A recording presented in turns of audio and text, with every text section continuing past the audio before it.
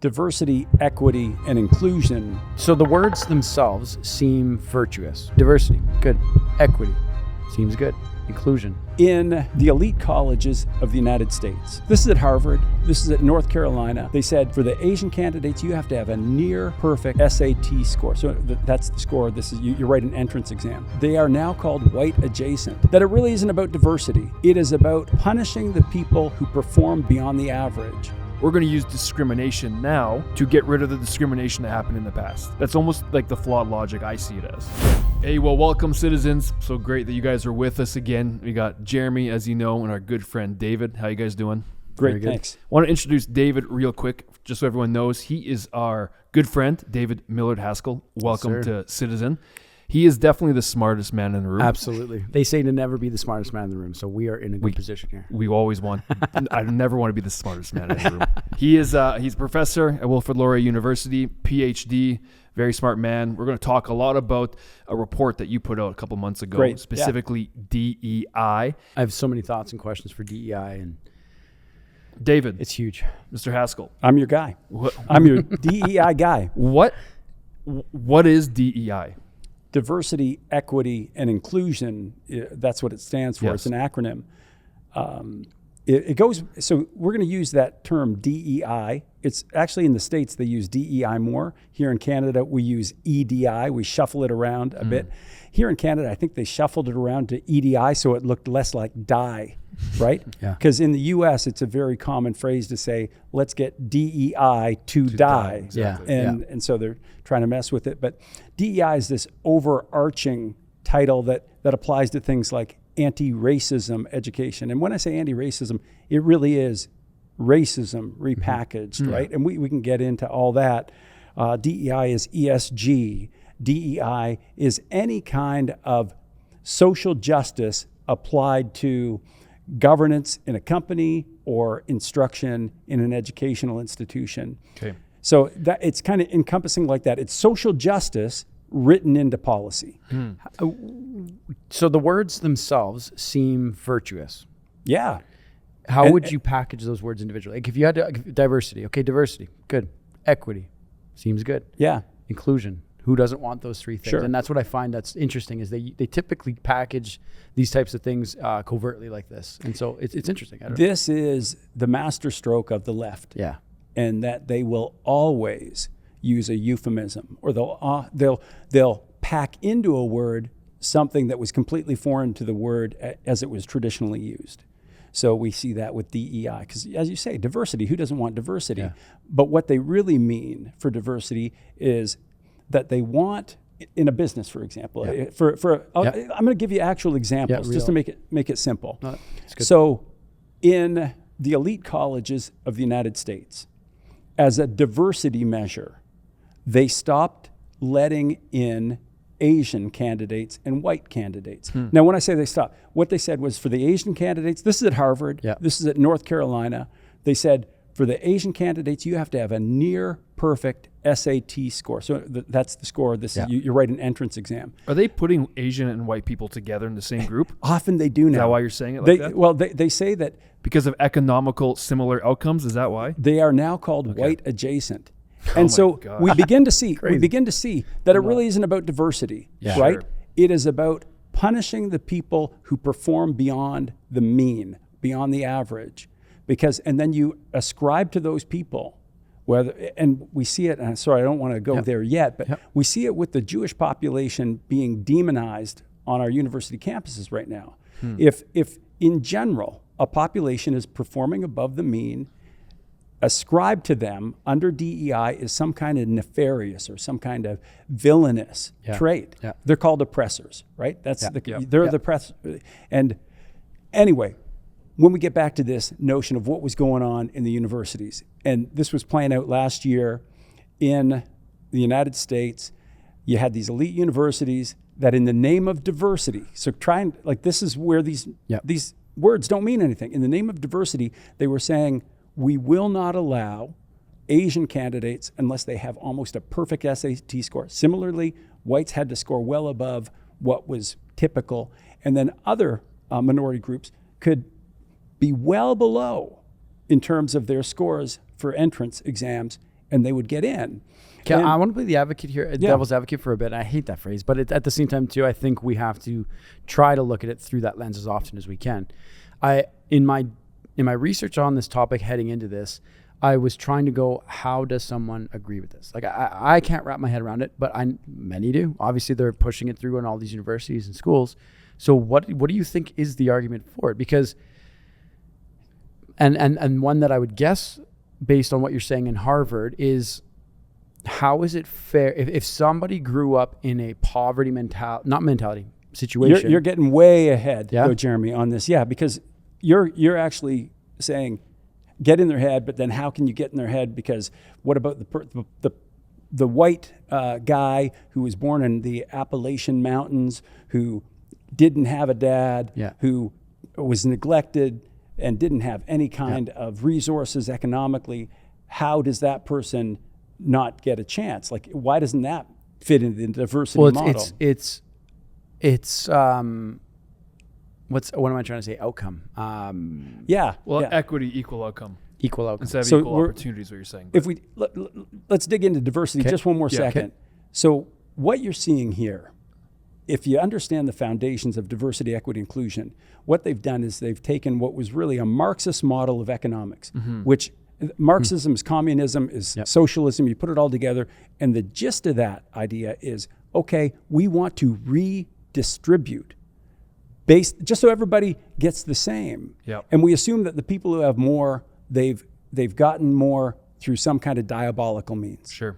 Right? Any kind of any kind of difference in outcomes should be attributed to diabolical means. That's what they're saying. Now, that was the economic model when it was done with the Marxist, as you see it coming out of the 1800s into the 1900s, the Soviet Union. But now they've changed it to more of a cultural model, right? And now they've said, we want to redistribute according to race and gender. And also sometimes male, women's sex stuff there too. And it still has that flawed logic. We need to do it because if there is a group that has more, then it must have been done diabolically. It must have been done through nefarious means. It's illegal. Somehow they've done this illegally. And sadly, it's sad when it happens to anybody. But what we saw in the US was that now there were Asian students who just worked their butts off, right? They were really diligent students, and they were kept out of these elite universities because there were too many Asians, and for the right amount of diversity. And again, this is where it begins. What do you mean? What is the right amount of diversity? How can you? Totally. So it was the right kind of diversity. So what they're thinking at that point is, we want to redistribute, not economics, but culturally, even to the level of skin color in our institutions. And it really is, it's like central planning for culture. It really is. It's almost like, because there's been discrimination in the past, this is their argument, we're going to use discrimination now to get rid of the discrimination that happened in the past. Right. That's almost like the flawed logic I see it as. That's a huge part of it. That is a huge part of it. So, and Jeremy, what you're saying is interesting, because just really quickly on the background, this has, ideologically, this goes way back. Critical race theory, that's the basis of viewing. The lens that people view life through would be looking at it through your race is your identity, or your sexual orientation is your identity, right? And it's talking about we think there's disparities, and we want to make sure that everyone is equal. Is that the idea behind it? Yeah, I mean, sure. It's many things. Like critical race theory is part of it, but there are other guys. There's a professor out of the UK who's at Buckingham University. He says really the root of DEI is liberalism itself. Okay. Yeah. That it advanced this notion that everyone should be, that equality taken to the extreme is actually unequal, is sort of the thing. Yeah. And without going, there are lots of explanations for it. I'm sure that it's a confluence of all the things, like they kind of came together. But you're not wrong, Dave, to say that, critical theory is a big part of that, and that was an underpinning of it. But we've only talked about diversity so far. Yeah. Yeah. But I just before we get too deep though, yeah, like there's so many people who don't see the problem in this yet, and I want to share a clip that in my opinion, tees it up nicely. Okay. Which I'd love to just show that. So give me 2 seconds here. Percentage of people will not accept an offer with a company that doesn't have intentional DE&I programs and initiatives. Talk to me, Pastor. Okay, so Preach on, brother. yeah. Well, a few things. If DEI works anywhere, it has to work everywhere. Let me tell you where DEI does not work. The NBA and the NFL.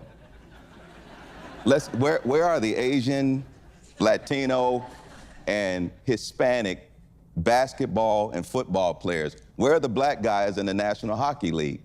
Those businesses are performance-based. It really comes down to, Dr. Phil, the issue of justice. And if you really want to go deep to the heart of this, and when I say that DEI treats the symptom but not the sickness, America is in a new civil war right now. The first civil war was the North versus the South. The new civil war is a war of ideologies concerning justice. And it's really going to come down to who gets to define what justice is, whether that's biblical justice or social justice. When moral law stands alone and DEI initiatives are based upon that, somebody gets to pretend that they are God. I want to bring another important voice. Quite the way to tee it up, comparing it to North versus South. Well, he was mentioning that there really is a difference between what we'd call biblical justice, and that's the justice that the West was founded on, and really does lead to true equality. Yeah. True equality before the law, true equality of human rights. And then social justice is an actual corruption of what would have been biblical justice. So let me get theological for just a minute. Sure. So if you look at Exodus 23, for example, in Exodus 23, we actually have this command from God that says, do not show partiality when you're dealing with policy. Yeah. Now it says in courts of law, in making decisions, when the ruler comes before, don't give preferential treatment to the poor and don't give it to the rich. Be impartial. Yeah. Then you see Leviticus 19, same thing is reiterated. And when, let's go all the way back to King Alfred, when he's codifying the laws of England that then come to influence the United States, Canada, New Zealand, Australia, that core is always be impartial. Just because of somebody's background, just because of their look, don't give them favoritism. And when you have a society based on that, you actually have a society that can thrive. Yeah. Because everybody says, okay, I get it, that we're going to use a measure. It's going to be merit and competency. In terms of the law, I get judged just like everybody else. Yep. And that actually breaks down tribalism. When you 100%. know that your tribe doesn't get favored and their tribe doesn't get favored, you're at peace with that. Yeah. Yeah. But as soon as you start playing the tribal game again, which is exactly what diversity, equity, inclusion does, or you can call it, again, critical social justice, critical theory, it's all the same package, then you actually lead to social dissolution because people begin to get tribal again. And we've never seen in the history of, well, apart from back when the Civil War was raging in the United States, we haven't seen the kind of division that we're seeing right now. Yep. And I really think that that's the direct line from DEI being ubiquitous everywhere to infiltrating our schools. And now our young people think this is legit. We're allowed to judge people based on their immutable characteristics, and they're doing it because we want to do it. That's what humans do. Yeah. It was the exception in the Judeo-Christian tradition that they were able to fight against that and win. And now we're losing again. Yeah. So I think you just answered the why should people care, because DEI is now affecting not only upcoming generations, kind of like a mind parasite in terms of how they view the world. You can dive into that a little bit, but it's also affecting people who should be achieving things based on their merit, based on their hard work. This is actually an assault on a meritocracy, on you get what you deserve idea. You know, just a quick story for you. One of my best friends, I was his best man at the wedding years and years ago, and on the bachelor night, we're all playing Monopoly together. A game that I took really seriously. And all the guys threw a little bit of money in. It was like $40, $50 pot or each. And so you're playing for a low price. And we're playing, it's like 5 hours in, and it's pretty intense. And as guys are getting knocked out, and I'm playing, and I'm realizing that there's something that's not quite right with it, but I couldn't put my finger on what was happening. And eventually I get knocked out. I'm head to head with one other guy, and I get knocked out. And I'm like, oh, okay, well, I accepted the loss because I thought I lost fair and square. Right. Yeah. So everything goes by. The next day, the wedding happens and all that jazz. And what comes out the next night is the guy that I lost to, who's my best man's brother, brought his own supply of Monopoly money in his pocket. Brought his own supply, and meanwhile was siphoning money into the game to fund himself. Because I'm like, it's not adding up how he continually has. Well, it was real government then. The funny thing was printing money. He was printing money. The bills that he had were actually a different size than the original game, but none of us picked up on those details. So funny. My point in saying that is when I found out that I thought I was strategizing right. I thought I was playing the game good. I was doing everything I needed to based on my merit. I should have won, but I ended up getting cheated because someone else ended up cheating to win. I kind of liken that to the same idea of this assault on the meritocracy, is that DEI, this type of mindset, I would imagine and I'm not sure, I don't think I have yet, but if there's an area I experience where I get cheated because of DEI, where I deserve something, but someone else gets it because skin color, orientation, all these things which we'll flesh out. That's just kind of how I imagine it would be. The same feeling. You're talking about Asian Canadians that have to have certain scores. Yeah. Well, it was in that case, it was in the U.S., but it's coming here to Canada, where you've really picked the emotional side of it, David. Like that's true. We really are a really accommodating species when we know that the game was played fairly. Sure. Yeah.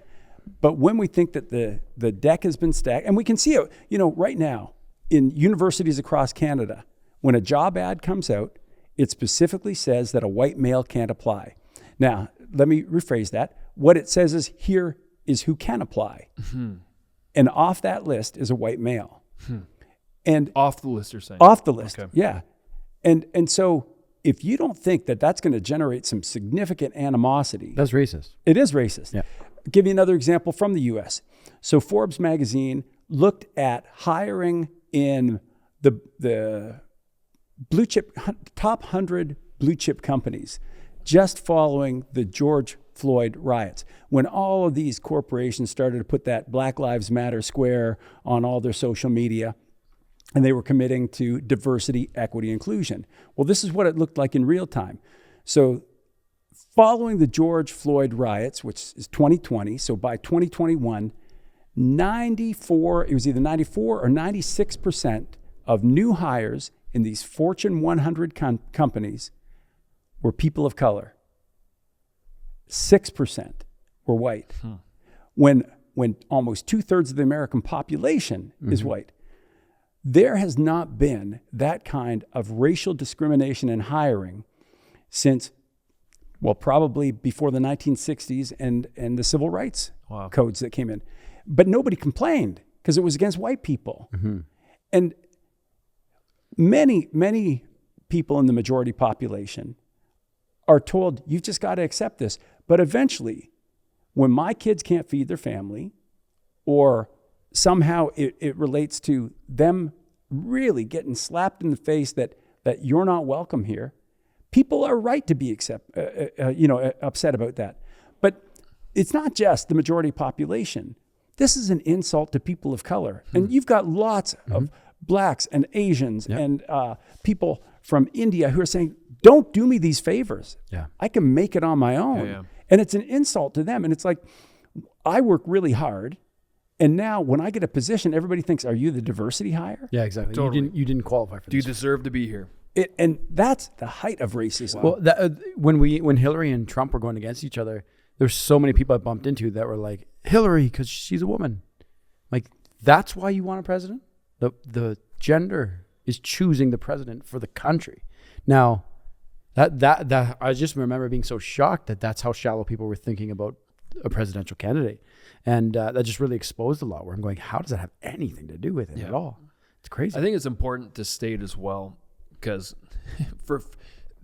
I use the term this mind parasite that is, and if we're not careful, warping a generation in terms of how they view, is that there will be people watching this that will just think, who might already have this view of DEI, inundated with it, that we're just three white guys using our privilege, trying to stop this diversity movement, and we want to hold other people back. And I just want to be so blatantly clear, nothing is further than the truth. Like for me, in my faith, I believe that all men are created equal. How about in the women? image of God. How about women? Women too. Okay. Thank you. Just checking. Thank you. Just checking. Because I saw. Appreciate you bringing that up. I could watch the quoting social the media. scripture, It was but like, But all, and it's not that we're against diversity. Yeah. But we're against diversity in the face of throwing merit out the window. That's at least how I would put it, because I think it's absolutely beautiful. And a lot of things that we deal with I don't want this to be taken out of context, is that I've never thought about race more in my life than I have in the last 4 or 5 years. Right. And before that, it was not even a thing for me. Right. Because it doesn't matter. Some of my closest friends are Black, Asian, and they're my buddies. You know what I mean? And this is what it's making people do, is second guess even the language or how they speak, or they're even tricking people into thinking, are you even aware of the racism you operate with? So many things you said there, David, was, well, first of all, if they're saying that you guys, as the white guys, you're just embracing your privilege, then I would challenge them and I would say, okay, so are Nigerian blacks also embracing white privilege? Because Nigerian blacks outperform whites in North America in terms of educational attainment, in terms of their average income. Are Asian men and women also embracing their white privilege because they outperform the majority population, the white population? And it has nothing to do with their skin color, whether they're Nigerian black or they're Chinese, Canadian, or American. What it has to do with, and I can tell you this as a sociologist, we know the formula. The formula is, do they embrace traditional values, such as really strong marriages that stay together? So you got a mom and a dad in the home. Do they encourage really solid work ethic? These are, and do they have an ideological system, typically a faith system, that says you actually have God on your side? You know what? You pray, things can happen. These are really powerful factors in somebody's life that can move them along. And so when somebody tells me that your skin color in Canada or in the US is the determining factor of your success, it just doesn't make sense when you look that whites aren't at the top of the heap, but people of color are. And it's because of these certain variables that they embrace that actually lead the way. Last thing I'll say about this, if you look at blacks in America who go to church regularly, like have a mom and a dad in the house, go to church regularly, have homework levels in the home that are equal to white or Asian, there's virtually no difference in outcomes related to educational attainment or salary, because the magic formula has nothing to do with skin, but everything to do with how with your actions and behavior, your values, your cultural values, and how you live your life. So then DEI, this ideology is pointing not about that. It's saying it has to do with your skin. It has to do with these other areas that's affecting why you are not, quote unquote, getting ahead. So that's their justification. Okay. Why can we be so discriminatory against these people? It's because they got where they got without merit, without competency. They got there because of the skin. They're talking about the whites. And the other people were held back because of their skin color or because of their sexual orientation, which again, there's no basis in the empirical evidence. You mentioned that I did a study on this, and at some point, I'm cool if we get to it. If we don't, but essentially, I did this study. I was asked by the Aristotle Foundation, which is out of Calgary. I should have stopped by. And they said, "Listen, you're a social scientist. You're interested in this stuff. Would you look at all the research related to DEI, and then tell us what it says? Is it making a valid case? And if it is, then that's fine." So I began to dive into it, and I looked at the major studies on DEI. And when you look at the biggest studies, they're called a meta-analysis. How far back would these studies go? So depending on the ones that I looked at, and I quote, are from the 2000s. Okay. But you can go all the way back to the 1930s. And there have been. So Frank Dobbin and Alexa Kalev. So Frank Dobbin at Harvard and his colleague Alexa Kalev wrote in Anthropology Now, which is a peer-reviewed journal, and it was, why does diversity not work, right? Yeah. And so one of the quotes they have in there is, it says, when examining the research all the way back to the 1930s, we know that the kind of training that one experiences in diversity, equity, and inclusion workshops has no effect. So they're talking about the stuff from the 1930s. The stuff that I was looking at was more current because I wanted to know. Yeah. But what about now? Because the DEI folks who are the trainers, they'd say, oh yeah, that was back then. We've perfected it. Not at all. So looking at the current stuff, it's very clear. And I'll tell people to go and look at my studies so they can see I'm not fudging the data here. But I looked at the meta-analyses. The meta-analyses is a method where you aggregate the existing studies in a particular research area, you subject it to the same kind of rigorous methodology, and you see what the overall findings relay. And it really is the gold standard. So the meta-analyses that I looked at covered literally thousands of research papers. And what was discovered repeatedly, not just one meta-analysis, different people have done these meta-analyses. They say repeatedly, here's what we know. DEI does not change behavior. It doesn't do anything. The effect size, that is to say, somebody taking DEI training versus somebody who didn't, no difference. However, so there's no empirical evidence that it does anything positive at all. But there's really good evidence that it does make people more bigoted. Yeah. You're saying the complete opposite. Complete is opposite. actually happening from Yeah. And so when my study came out. So you're saying across these thousands of studies that you've looked at. Yeah. Well, I didn't even, so none of this is my original research. Okay. Just, I pulled together the existing research that has been almost completely ignored. Now that's another thing right there. But that's so valuable what you did. And you're saying across all of these, that's what has been. You're magnifying it. You're bringing it up. The fact that I had this clip teed up here is wild that you bring it up. So I want to play this and it's doubling down on what you're saying. Black History Month you find ridiculous. Why? You're going to relegate my history to a month? Oh, come on. What do you do with yours? Which month is White History Month?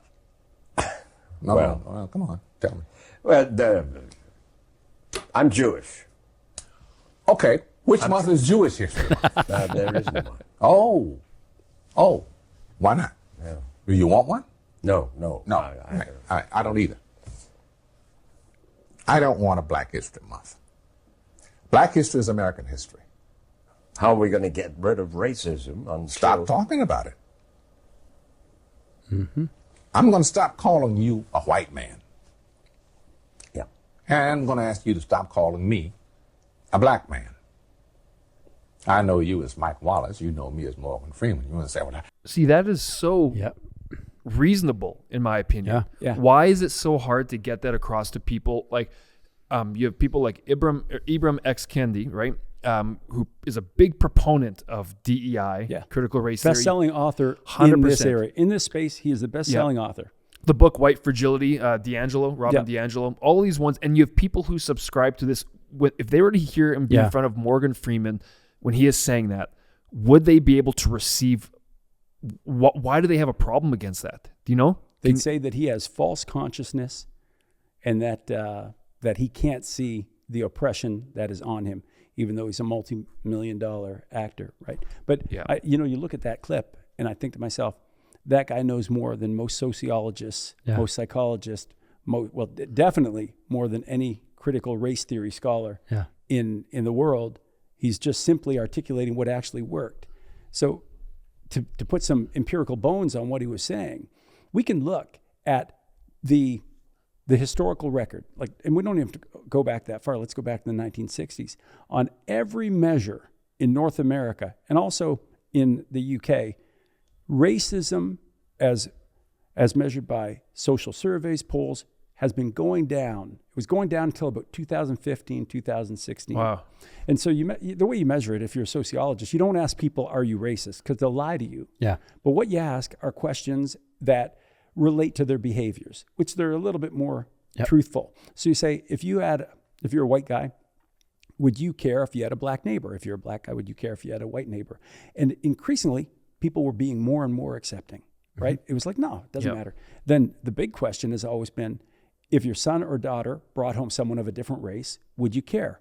On every measure, that's as we move, it's just been getting more accepting and better and better and better. And then you hit around 2016. And a large part of this, a lot of people would actually say that race started getting talked about a lot. It already been percolating in the universities, but it went mainstream with Barack Obama, especially by his second term, when race became a focus. And you begin to see in the newspapers, for example, there's about a 4,000%, well, I know 1,000% increase in one, it was either the New York Times, and a 400% increase in the Washington Post. So 1,400, it might have been reversing New York Times and Washington Post. But the whole point is stories about racism, the use of the word race, the use of words like white privilege, it explodes. Wow. And at that point in the culture, things were getting better. But the news media began to say things are getting worse. They began to expand what qualified as racism. They began to expand these ideas of microaggression. If you, in good faith, you meet somebody, you like them and say, hey, where are you from? And if they have a skin color different from yours, well, suddenly you've committed racism, right? And so I do that all the time. Of course. Where are you from? Because I'm interested. That's what you do when you're interested in Sure. somebody. Yes, of course. Yeah. But now the definition of racism expands to the point where it is just nonsensical. But the media promotes this notion, and there's really good evidence that what the media tells you is happening, you begin to believe. Sure. The early studies on this related to crime. You could be in a city where crime was going down every year. Yeah. But the news media, because it makes good TV typically, would want to show you the crime, the one crime that happened. I just had a conversation with my server at my table. We went to a restaurant in Winnipeg of this exact thing. And he mentioned that he was downtown in this certain section, and my brother and sister went, oh, but the crime's pretty bad there, hey? And he went, do not listen to the news. I've lived there for 5 years. I walk the streets every morning and night. It is not true. There was one, and it made a lot of waves. Right. And I went, what? And he's like, yep. And now everyone's afraid of it. You ask people, how many black men die at the hands of police in the United States? So if you had to take a guess. Now, we could leave a pause here, asking your audience, how many per year, how many black men do you think die at the hands? Actually, if you're listening, audience, write in the comments right now. Just before we tell the answer, write in the comments how many you think of actually what David just said. So the general answer, depending on if you lean left how many or lean, black men die at the hands of police officers? Yeah, so it'd be lethal force at the hands of police. And the answer is about 14 per year in the United States. Yep. And if you ask someone who is on, and between 20 and 40, 20 is huge, and it's typically around 14. If you ask someone who reads the New York Times, Washington Post, watches CNN, they'll tell you it's in the thousands. Yeah. Wow. Do we know how many white men die at the hands of police? Is that a stat? There's actually more. There are more white men. Because there's more white men, right? so that'll naturally be. So there are more white men who die at the hands of police. But another thing that people will say, well, despite the proportion in the population, black men are disproportionately killed. So actually, there is some truth to that. Yep. But when it was looked at, you have to say, but is that racially motivated? Yeah. And every empirical study that has looked at this, Roland Fryer at Harvard looked at this. There's another guy at Rutgers University, Charles Mary something. Another fellow at the University of Kentucky, Wilfrid Laurier. So and I mentioned these three guys because they're three black men, but they're excellent scholars who only will say what the facts actually are. Yep. So each of them peer-reviewed studies, and they said, here's what we can tell you. When it comes to black men being killed by police or experiencing lethal force by police, race and discrimination is not an issue. What is the issue is black men in the inner city tend to be involved in crime more often. And when you are putting yourself into these dangerous situations where police are involved, the chance of you actually dying increases. Mm-hmm. So anybody who is involved in crime more experiences more lethal force from police. So it was not a race issue, it was actually a behavior issue. And when you have media that propagates specific instances, when you have a black man being killed by a white officer, right? We think of what launched Black Lives Matter marches and madness that happened in the US. There's multiple cases that happened in a series of years. That gives the idea that this is happening every single day in every city in the streets, which creates the idea this is happening to thousands of people, which of course, if that's true, we got to figure something out. Yeah. And who wouldn't? But it was bad information. Well, it's worse information than what you think, David, because in fact, almost every incident where a black man comes into contact with the police is newsworthy or gets coverage. Sure. Virtually, no, I don't want to say this. It's actually Zach Goldberg. So if your audience wants to check out Zach Goldberg, he was a researcher at the University of Georgia. He's now working for the Manhattan Institute, and he did this massive study to see what kind of crimes get coverage. Yeah. And what he found was that when a black person is in an involved with the police and it's a gun shooting and the black man is injured, that inevitably always makes the news. Mm-hmm. When the perpetrator is white and is gunned down police, it hardly ever makes the news. Hmm. And he has the specific stats on that, the percentages, but the difference is staggering. Why do you think that is? Do you think there's when you look at news and the nature of news, good news rarely makes the news. And I'm not saying any of those topics you talked about are good, but what I mean is just in generally people like what's the word I'm looking for? Dark or edgy or I think the unusual. Yes, I think that's part of the answer. Tell me what you think after. I think part of the answer, I think it's twofold. The answer is that we live in a media landscape where they want inflammatory content that's going to attract views and likes and clicks, which translates to money. But also you have what your report was all about, DEI training that has also infiltrated so many of these corporations that they now will view stories through this lens of, why are we going to talk about these white guys or whatever because they have all this stuff already? Let's talk about people who are being discriminated against on a daily basis in their eyes. In their eyes. And this news coverage really is DEI in action. So DEI, when it's put into action, is you do not give any kind of solace, attention to the majority population. It's almost like if they do something good, don't report it. If they do something bad, amplify it. Yeah. Because that's how DEI expresses itself. It celebrates the minority population, but it denigrates the majority population. I mean, that really is its mode of operation. And that gets worked out not only in the media, we see it worked out in our AI. Let me give you an example. Okay. Do you remember a couple months ago, Google came out with its first AI system, Gemini? Yes. Yep. And so Gemini was pretty unique because unlike ChatGPT, Gemini was more than happy to create pictures for you. Yep. A lot of the AI systems, if you want to get it to create a picture, you have to pay extra. Mm-hmm. But Google AI, the Gemini system, was going to do it for you. So people started having fun with it. And they said, okay, create for me a series of pictures of 7th century Vikings. And then people were kind of freaked out because all the Vikings were black or Asian. Totally not historical. Vikings are from Scandinavia. I'm Icelandic. Okay, yeah. You're not black or Asian. No, I'm not. No. But you do look Viking, right? So, yeah. Well, thank you. Let's throw that on the wall somewhere. Then they had another question. They said, give me an example, a series of pictures of Nazis. They were all black or Asian. And people are like... Nazis?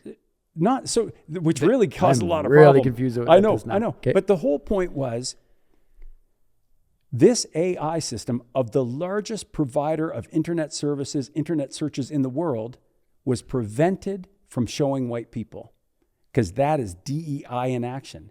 It says you cannot promote whites. And it was enacted in this AI system.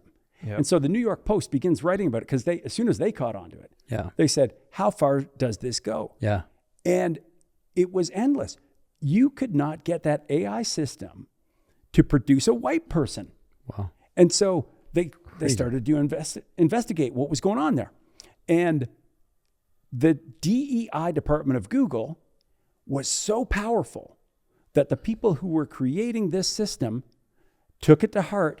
We better not privilege white people, which ultimately meant we better not show white people. Yep. So there's a parallel here. I told you that at universities, they will not say, they exclude white people from the job market. This AI excluded white people from existence. So this is deeply infiltrated society, the idea of DEI, you're saying. And it's an idea that is completely without any empirical proof. That it works. It doesn't work. It makes people more prejudiced. Can we revisit again, just really briefly? You can do it succinctly. Why is that bad? Just so people who might be tuning in now or whatever. Right. Why is that bad again? Like that's to people who might have no knowledge, or maybe they've had their head in the sand for a long time. So that's okay. Give it to me again. Why is that idea bad to promote minorities? It's because people might look at it from that perspective. We want to promote people who are discriminated against traditionally. We've had massive racism, Jim Crow in the 60s and all that jazz, and we've seen it again. If you're just tuning in now, you got to go back to the beginning of the conversation. Right. But I think it's important to drive this home more times than once. Why is this a bad? Because we love talking about bad ideas and good ideas. Right. And is this a bad idea that is in our culture, and is it hurting us?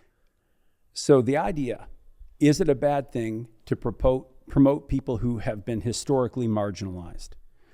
So I'm going to say it is not a bad idea. Everyone should have equal opportunity, right? So that's the good idea. The good idea is that you should not have a law that privileges one race, one group over another. You should not have because that is called discrimination, racism. Bigotry, right? Yeah. So and we got that, right? By the 1960s, we were kind of figuring that out. Mm-hmm. And to give credit to where the idea originates, that is a distinctly Christian idea. Sure. And the idea starts with Jesus saying this really controversial, paradoxical thing where Jesus says, you've got to love your enemies. That's the first time that's ever been issued, right? Okay. How do you work out loving your enemies in terms of a legal system, in terms of societal practice? People it almost takes 2,000 years to figure it out. Because at the gut level, and in terms of humanity, we love our family, we love our friends, and we kill our enemies. I mean, that was the model, right? We subjugate our enemies. Yep, totally. And even within other religious traditions, that was the way. Yeah, sometimes Christianity got it wrong because it rejected what its founder told them to do. Yeah. But when they get it right, they struggled with it. And they said, okay, this idea, I got to love my enemies. What does that look like? It's the foundation of human rights. It's the foundation of tolerance. It's like, okay, what does my loving my enemies look like?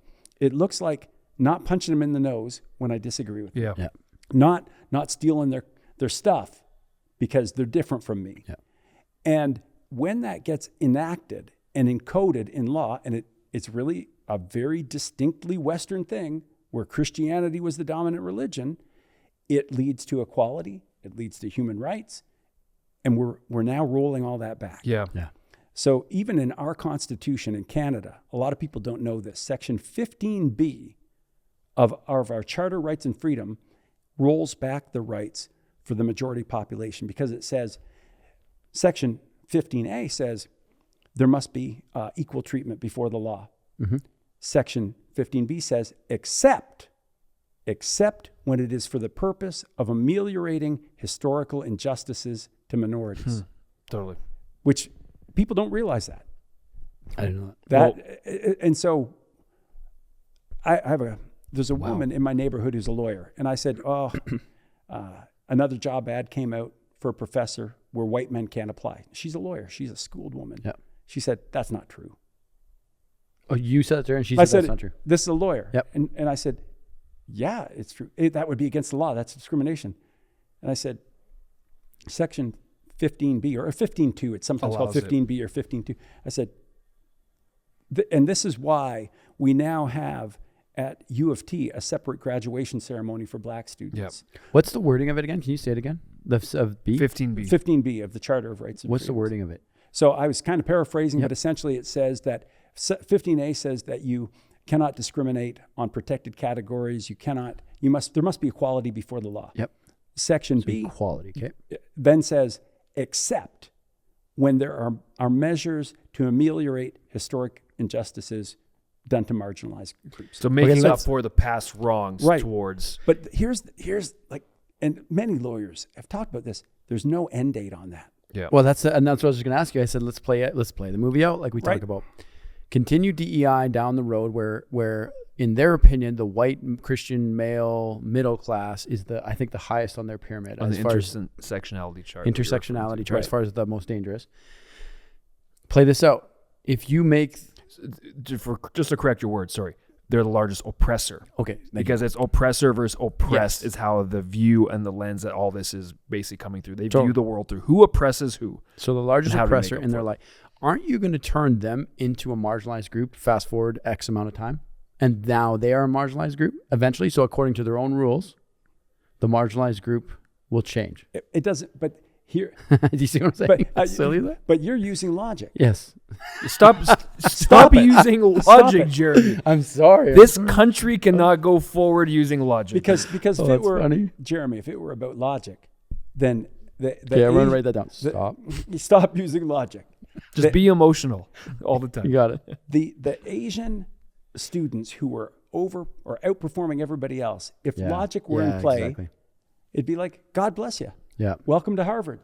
And instead they had to go all the way to the Supreme Court just to get their equal rights, because diversity, equity, inclusion robs people of their equal rights.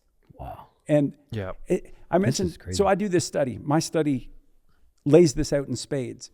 And it was like, we're at a tipping point where people are beginning to realize that this is a house of cards. Yeah, sure. So my study comes out in February. I'm so pleased that in March, suddenly, the government of the United Kingdom commissions a study to look at DEI. Is DEI all it's cracked up to be? Yeah.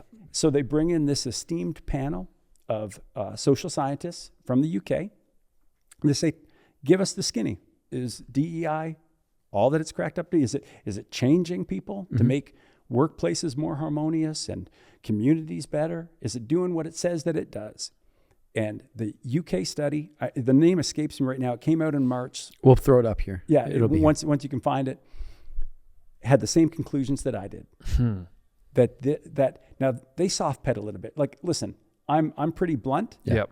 And these people are playing in that sandbox all the time. My area is mostly sociology of religion, so I don't care if I insult somebody researching DEI. And that outcome is?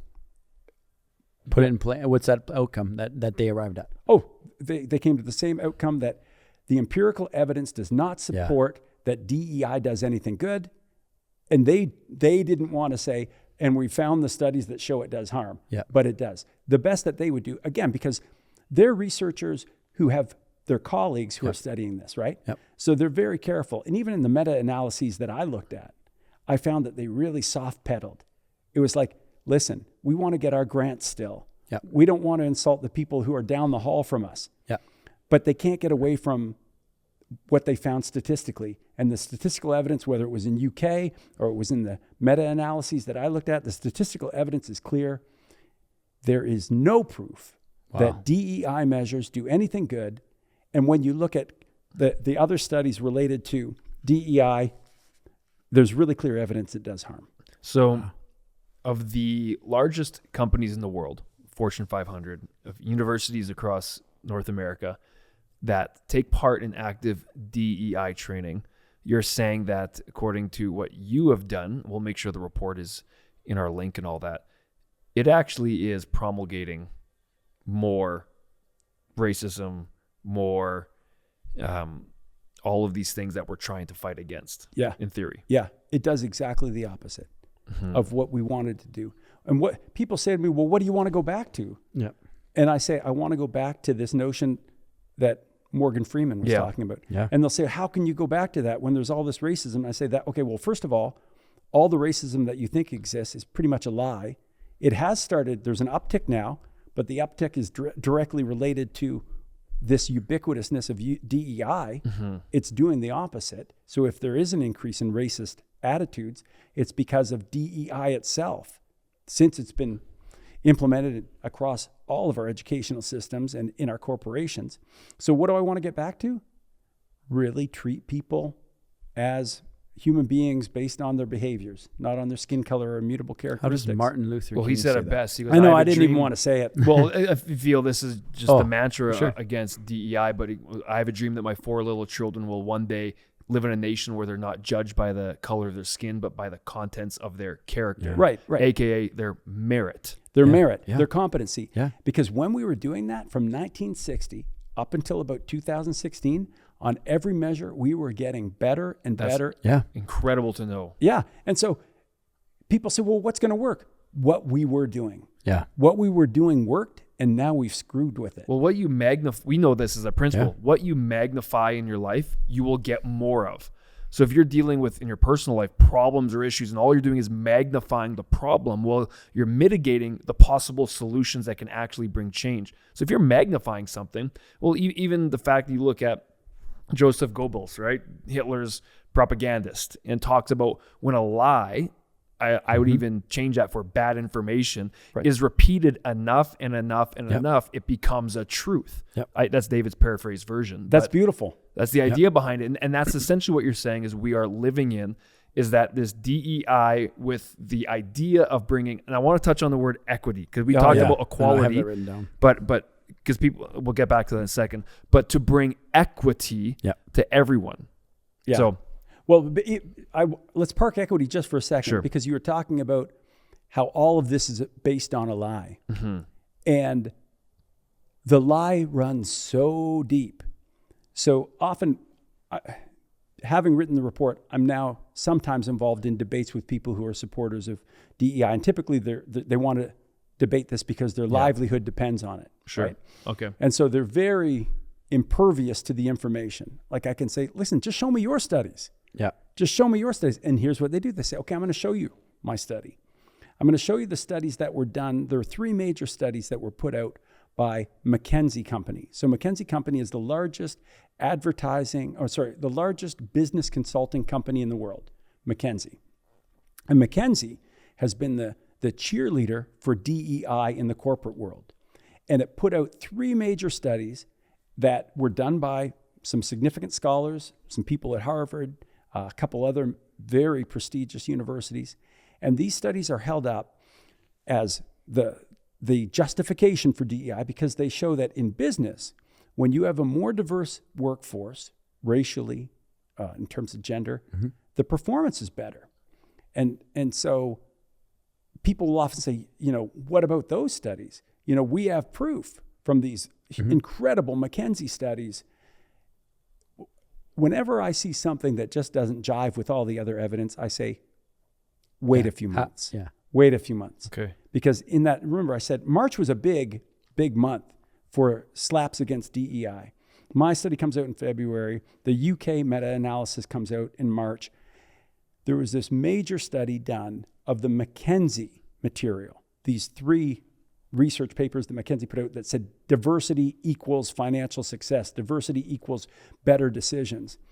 These economists from the US first went to McKinsey and said, you know what? We're running similar tests to what you guys did. We're doing the similar experiments. We're not getting the same results. We just cannot replicate what you said. So will you give us your data? They said, no. They're like, what? For real. Now here's the thing. Within academia, the rule is if somebody asks to replicate your data, you give them replicate your findings, you give them your data. Yeah, of course. That's the nature of it. They wouldn't give it to them. These guys are like, what? So they say, okay, well, what we want to do, we're gonna replicate it as close as we can based on the methodology that you say you used. in case after case, in each of the 3 major studies that McKinsey had done, they could not replicate. In fact, they found the opposite. Wow. So they published it it's a prestigious journal, peer-reviewed. It's called Econ Journal Watch.